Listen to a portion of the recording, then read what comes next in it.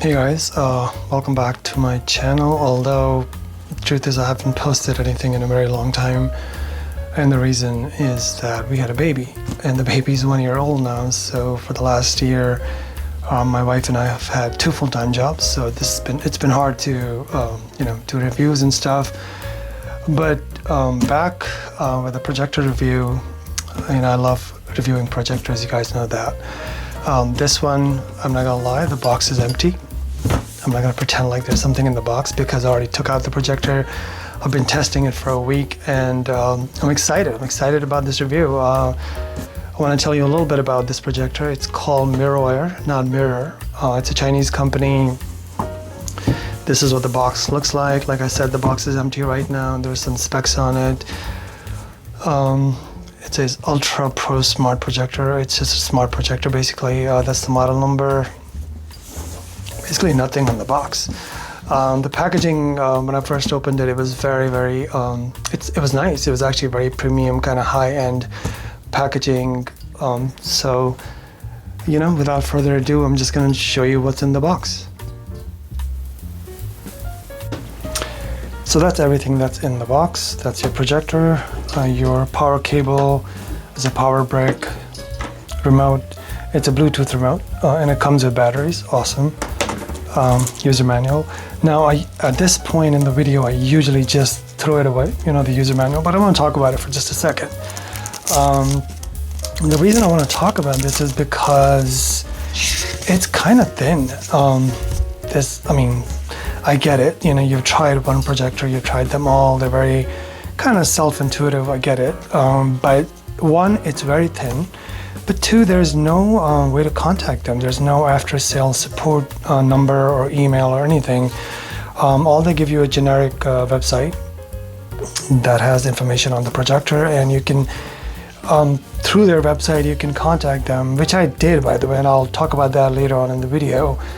I had a small issue. I wanted to get their opinion about it, and never heard back. So I'm very surprised. These small businesses, these companies that come up with these new projectors, they're very particular about. They live and die with these reviews. So their main goal is that if there's something wrong with the unit, they want customers to contact them first instead of writing a bad review. So I was very surprised that there was no way to contact them. So anyway, that's the user manual. Let's look at the projector real quick. It's got a very premium feel to it. It's a budget projector, by the way. It was under $300. I'll talk more about the features in a second, but it doesn't feel like a budget projector. It actually feels more like a high-end projector, and from its build to its performance, and I'll talk about that too. But so it's got some weight to it. It's not light. Top is kind of aluminum feel to it. I don't think it's plastic. And if it is plastic, it's a high-end plastic. It's not a cheap plastic. It's got a matte feel to it. You don't see a lot of fingerprints on it. And what I like about the top is a lot of these projectors, they have those buttons on top, the physical buttons, and nobody ever uses them. They're a waste of space. And I guess it's a way to keep the cost down too. All they have is the power button. On the sides, they have these vents for the fan. On both sides, in the back too, and right there, these are your speakers on the sides. On the front, you have your lens and your focus lens, and that's it. All right, so let's talk about the ports. You got your DC in, you got an Ethernet port, HDMI, 2 USB ports that are both power. They can give you power, and they can also be file readers. And it's got an optical input in case you want to hook up a sound bar. So that's your projector. Like I said, it's very minimal looking. I've been testing it for about a week now, and I'm not saying it's a perfect projector, but it is one of the better, maybe one of the best 1080p projectors at this price range that I've ever tested. It is not without its flaws. It's got some flaws, and I'll talk about that in the video. But I love this projector. I think that at this price point, I honestly don't think you can get something better than this, especially Given the fact that it's native 1080p, it's got autofocus, auto keystone, it's got a Bluetooth remote, it's got, you know, 2 USB ports, optical, and want to talk about the speakers too. It's got two 10-watt speakers that support Dolby and DTS, and I'll show you, I'll give you a demo later on in the video, but these speakers sound really, really good. I mean, there's no need to hook up a sound bar unless you absolutely want to, but just by themselves, they sound great. All right, so that's, well, the unconventional unboxing. So let's just plug it in and show you what it looks like. So let's turn it on and you guys can see what the boot up time is like and what the home screen looks like.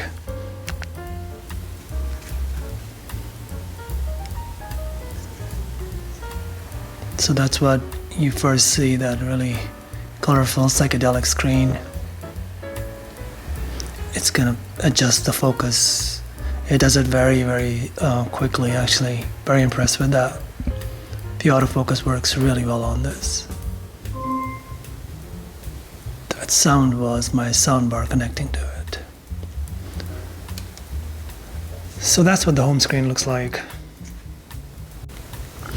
So you've got your app store, your file browser, your apps. File browser basically, if you have anything on a USB, you can plug it in. The USB is not just for power, it can also read files. If you have movies or music, you know, that's where you would go for that. I do want to talk about the App Store real quick. The App Store on this is Android TV 9, so that's kind of outdated. I downloaded a few apps, Netflix, I think I did download Prime Video. They work okay, but they are the outdated versions, so the resolution won't be, you know, probably not 1080p for every video. YouTube works fine, actually. YouTube, for some reason, was the most recent version, but everything else that I downloaded, it was an outdated version. But the good thing about that is that it is a smart projector, so what it means is that it does have over-the-air updates, so at some point in the future they might update the software. So, you know, if it comes out with Android TV 10 or maybe even 11, that'd be awesome. All right, so let's go back to the App Store, the home screen. So this is where you would add your apps that you have downloaded on the projector itself. I just added YouTube. So that's basically what your home screen looks like.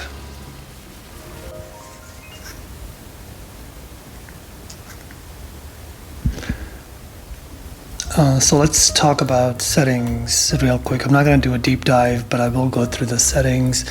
So there are two ways to get to settings. Right on top you see next to home. So you have your usual settings, network connection, your different sounds, your downloaded apps, storage and reset. That's where you would go to factory reset it. This is where you would go for your information about the projector. Also, if you want to do a system update, screen size, you can make it bigger or smaller. Brightness. Honestly, I don't know why they have an eco mode. It's not a battery operated projector, so I would just keep it on standard. Or if you want to, you know, do a custom brightness, that's fine too, but I don't get why they have an eco mode on this. Projection mode, so it's pretty cool. They do have 4 different projection modes. This is, they also have rear projection actually. This is if you're just, you know, forward projection, and this is if you want a rear projection from behind the screen. This is upside down, and this is upside down from the rear, so pretty cool actually. Keystone, they have auto keystone. I would just keep it on. They do have this smart keystone which works well, but every now and then I did find myself tweaking the manual keystone, so just a little bit because maybe it's my own OCD, but auto keystone works pretty well on it. I think the best thing about this projector is how well the autofocus works. I don't think I've adjusted focus manually even once. And I always adjust focus on all the projectors that I get because another one of my OCDs, but I really haven't had to do that. So autofocus works very well on this. date and time, language, keyboard, speaker mode. I don't know, it's just set to speaker. I'm not able to change it, so I'm not sure what that's about. Screen mirroring, so I want to talk about this. It does have Android screen mirroring, but it does not have Apple AirPlay built in, so you would have to, I think you have to get an adapter or something for that. So I guess if you're looking for, cons, that's one of the flaws. This is where you would go to add your Bluetooth accessories. And in my case, I have a Samsung soundbar connected. It works very well. No syncing issues at all. HDMI CEC. This is for, if you want to use your projector remote to control any devices that are connected to the HDMI port. So your Xbox, your Apple TV, Fire TV. In my case, it's a Fire Stick. And I'm happy to say that the projector remote actually works pretty well in controlling the device. So I would turn it on. Quick menu settings. So I want to talk about this real quick. So if you go to your home screen, there's a way to get to your settings. There's a quick way to get to your settings. So all you have to do is on your remote, you press this button on the top right hand side, and you see this pops up on the left side. And all these parameters, you can actually add or take out stuff from here. So you can go to customize, and you can, if you don't want scale and shift, if you don't want picture adjustment, projection settings, you can take that out. So for example, let's say if you didn't want projection settings, you would just click on it, you would go back, and now if you go back to your quick settings, you'll see the projection setting is gone. So that's pretty cool. So one of the cool things about this projector, and I know it sounds like a small thing, but so many projectors get it wrong. When you go to settings and you're trying to adjust the picture, what I like about this is that you can go there, click on picture, and now you can adjust the brightness, contrast, color, sharpness, and you can stay on the image that you're watching instead of going back and forth from a stock image from some graphic image, some graphics that they have on screen, and then you have to go back to your image that you're watching, and you're like, oh, I don't like it, you have to go back. So I love the fact that it's a small thing, but it makes a huge difference. Same goes for focus. So like I said, I haven't had to adjust focus on this, but let's say you're not happy with the autofocus, you can click on focus and you can go up and down until the image that you're watching, it's perfect. And I can tell you the focus on this is unbelievable. Every edge and the center is completely focused. I can read every little thing on the edges and in the middle, so definitely very happy about that. And like I said, it's a small thing to be able to control these things, the brightness, the picture, the focus. Keystone, you would still have to basically go to your stock image set, but that's okay. I think that like I said, auto keystone works so fine. I haven't had to do anything about that, but I absolutely love that. The fact that they made this little change that a lot of projectors get wrong. Guys, so as long as we're talking about keystone, and I'm going on and on about how much I love this projector, and I really do. It's one of the best projectors that I've tested in a very long time. But I do want to point out a few things that I don't like about it. For example, there's no Apple AirPlay. But what I didn't like about it, in addition to that, was that they advertise it, that screen shift is possible. You can move your screen to the left and right, up and down. And it may seem like a small thing, but when you live in a small apartment and you don't want to put it right in the middle, the projector, you can put it to the side. So let's say you put it on your nightstand and you angle it, then the ability to shift the screen up and down, left and right makes a huge difference. I haven't been able to do it. So this is where you do it. So this is the screen scale. Of course, you can make it smaller or bigger. And if you press menu here, you get to screen shift. Now this, theoretically, on this screen, you should be able to press the left and the right button. I have not been able to do that, and I have absolutely no idea why. I actually reached out to their support. So as long as we're talking about things that I didn't like about this projector, they don't have a lot of information provided in their user manual about an after sale support. So there's no email, there's no phone number, but they do have a pretty good website. So I went to the website. I actually reached out to their support team to let them know that I have this projector and I'm not able to do screen shift. And I hate to say this, but it's been a good 4 or 5 days now, probably longer than that, and nobody has reached out to me. So I'm going to be fair about it. Not happy with the after sale support, and for some people that's a big deal. It's a great projector, it really is, but I wish they would have a nice after sales. It's a small business, so I'm very surprised that they don't provide a good after sales support team. So definitely not happy about that. Right guys, so in the intro I had mentioned that it does have pretty decent speakers. I believe it's 2 10-watt speakers, compatible with DTS and Dolby. So I'm not going to go on and on about it. What I'm going to do is I'm going to play a little demo, music video. I mean, I did have a soundbar connected to it, as you can see right up there. Samsung soundbar underneath the screen, but that was just to see how the Bluetooth worked. It works fine. I did disconnect it just for this demo, and it is set to, the sound is set to, let's see, it's about 60% right now. So let's just play the demo.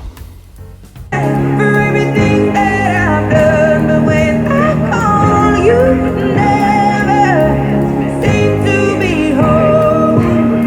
Hello from the outside, at least I can say that I've tried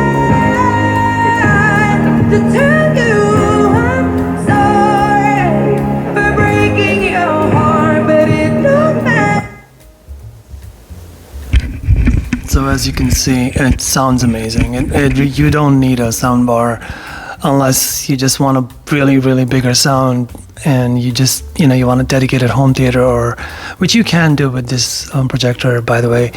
But if you're just doing it for casual purposes, I think the sound is pretty amazing, actually, considering the price and everything. But definitely very, very impressive with the sound. Alright guys, so let's talk about the image. How does it look? That's what we all want to know. And I've been using it for about a week now, and I can tell you that this is one of the best looking projectors I've ever tested. It doesn't matter what you're watching, if it's a movie or a TV show or sports. Things just look good on this projector. They don't look overexposed, they don't look oversaturated, colors don't look unnatural.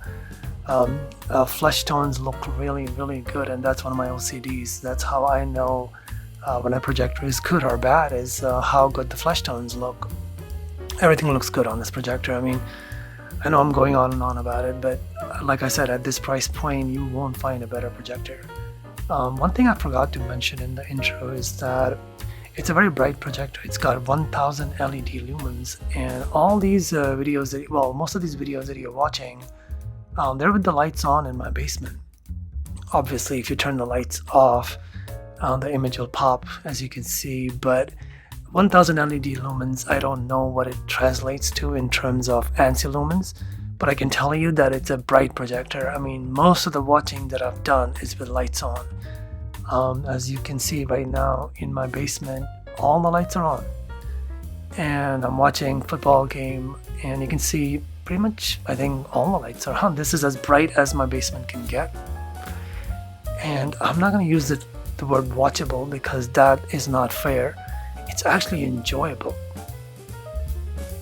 Although if you're watching a dark scene like this one, my advice is to turn the lights off, because the projector does not have a very high contrast ratio. It's only about 400:1. So at that contrast ratio, yeah, I would say dark scenes, dark movies, you want to watch it in a dark room.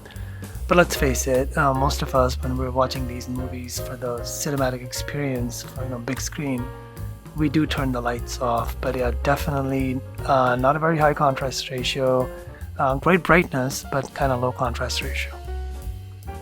So overall, guys, and I think you probably know what I'm going to say, I absolutely love this projector. It's not a perfect projector by any means. It's got its flaws, but At this price point, for what I am looking for in a projector, I don't think you can find anything better than this.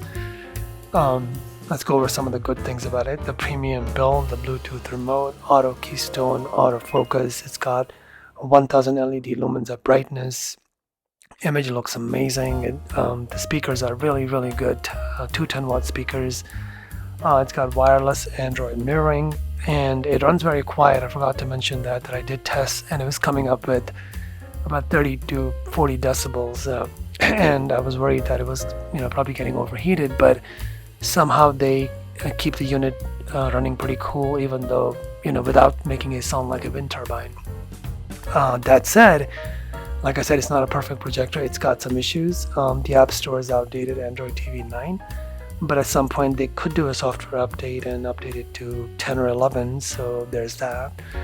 There's no after-sales support. That's probably my biggest gripe. There are no phone numbers, no emails. Image shift doesn't work. There's no Apple AirPlay. Contrast ratio is pretty low, and it's not for gaming. It's in my test, it was coming up with like 100 millisecond input lag, so definitely not for gaming. But I'm not a gamer. I like to watch movies, TV shows, sports, and for that, I couldn't ask for a better projector at this price point. So thanks guys, thanks for watching, and I hope you find this review useful.